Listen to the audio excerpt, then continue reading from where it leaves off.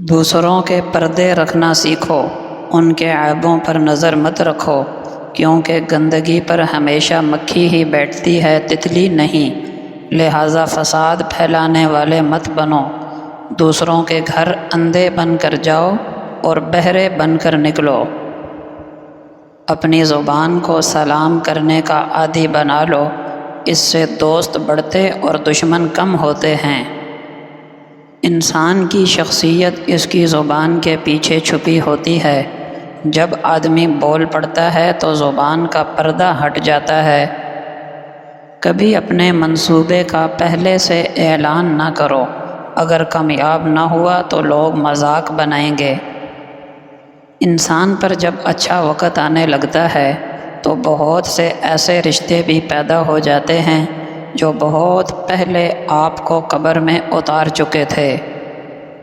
اپنی زندگی میں ایسے لوگوں کو شامل کرو جو آئینہ اور سایہ بن کر ساتھ رہیں، کیونکہ آئینہ جھوٹ نہیں بولتا اور سایہ ساتھ نہیں چھوڑتا۔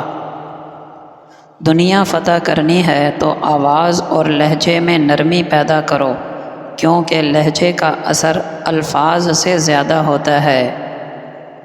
کتنے عجیب ہیں یہ لوگ، بات پکڑ کر انسان چھوڑ دیتے ہیں۔ اختلاف کے باوجود کسی سے احترام سے پیش آنا کمزوری نہیں بلکہ بہترین تربیت ہے اور خاندانی ہونے کی دلیل ہے۔ برائی کو خود میں اور اچھائی کو دوسروں میں تلاش کرو، یہی آپ کی سب سے بڑی اچھائی ہے۔ جب دینے والا رزق کے دروازے کھولے تو اپنا دسترخوان لمبا کرو، دیواریں نہیں۔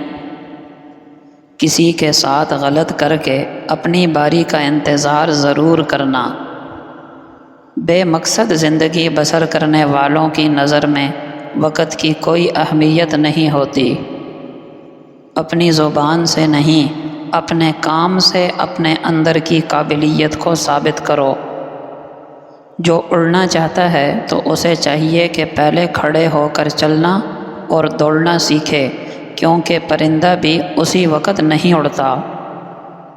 بعض اوقات آپ جو مشورہ لوگوں کو دے رہے ہوتے ہیں، اس پر آپ کو خود عمل کرنے کی زیادہ ضرورت ہوتی ہے۔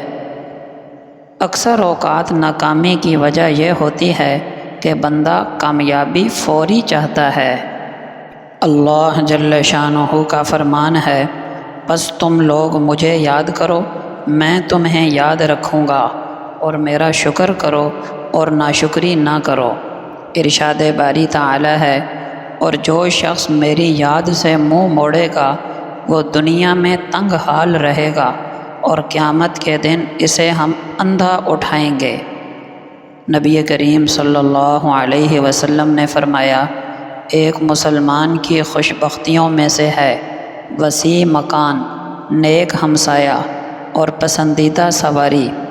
آپ صلی اللہ علیہ وسلم نے فرمایا، جو شخص اللہ اور آخرت کے دن پر ایمان رکھتا ہے اسے چاہیے کہ اچھی بات بولے ورنہ خاموش رہے۔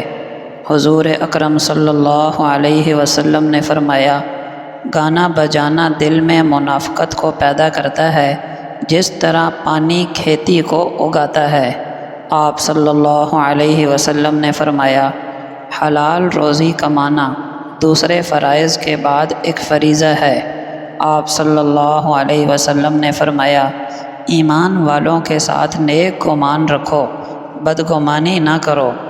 آپ صلی اللہ علیہ وسلم نے فرمایا، جو شخص نرم برتاؤ اور شفقت سے محروم کر دیا گیا، گویا وہ تمام طرح کی بھلائی سے محروم کر دیا گیا۔ محترم دوستو، آج ہمارے اسلامی معاشرے میں قرآن شریف پڑھنے پڑھانے والوں کو حقارت کی نگاہ سے دیکھا جاتا اور معاشرے میں انہیں کمتر اور حقیر سمجھا جاتا ہے۔ یہی وجہ ہے کہ سب سے کم تنخواہ قرآن پڑھانے والے کی ہوتی ہے۔ ہر مسلمان ماں باپ کو یہ فکر ہے کہ میرا بچہ ڈاکٹر، انجینئر، سائنسدان، پروفیسر، بزنس مین بنے، لیکن کسی کو یہ فکر نہیں کہ قرآن سیکھنے والا بنے۔ ہماری نگاہوں میں تو قرآن پڑھنے پڑھانے والے کی یہ اہمیت ہے، اب دیکھیے امام الانبیاء صلی اللہ علیہ وسلم کی نگاہوں میں قرآن پڑھنے پڑھانے والے کی کیا قیمت ہے۔